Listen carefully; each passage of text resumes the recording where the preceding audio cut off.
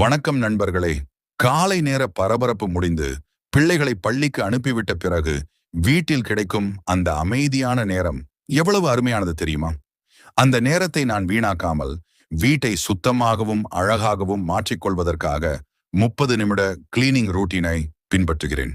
இன்று நான் தினமும் செய்வது போல என் வீட்டை எப்படி சுத்தம் செய்கிறேன் என்பதை உங்களுடன் பகிர்ந்து கொள்ளப் போகிறேன்.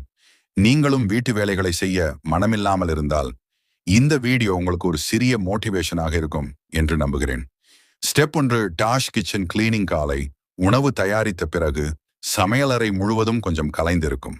முதலில் பயன்படுத்திய பாத்திரங்களை ஒழுங்காக கழுவி வைக்கிறேன். அதன் பிறகு அடுப்பை துடைத்து சுத்தம் செய்கிறேன்.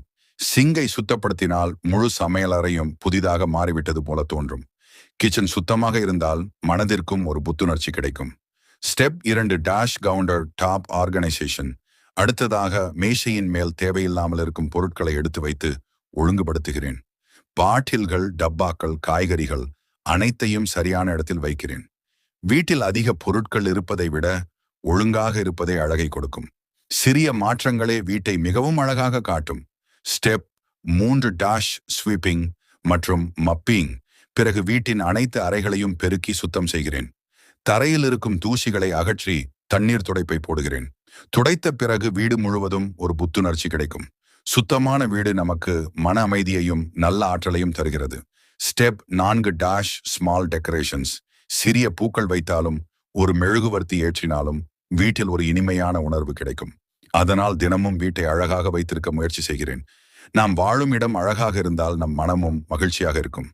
Motivation talk. நாம் செய்யும் வீட்டு வேலைகள் சாதாரண வேலைகள் அல்ல. அது நம் குடும்பத்தை கவனித்துக் கொள்வதற்கான அன்பின் வெளிப்பாடு. சில நேரங்களில் சோர்வாக இருக்கும்.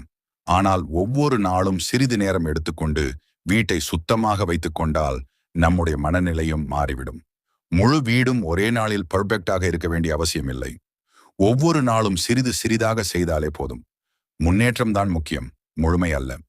இன்றைய 30 நிமிட கிளீனிங் மோட்டிவேஷன் வீடியோ உங்களுக்கு பிடிச்சிருந்தால் ஒரு லைக் பண்ணுங்க. உங்களுடைய தினசரி கிளீனிங் ரூட்டீனை கமெண்ட்ல சொல்லுங்க. இது போன்ற வீட்டு வேலை மோட்டிவேஷன் வீடியோக்களுக்கு நம்ம சேனலை சப்ஸ்கிரைப் செய்து சப்போர்ட் பண்ணுங்க. மீண்டும் ஒரு அழகான வீடியோவில் சந்திப்போம்.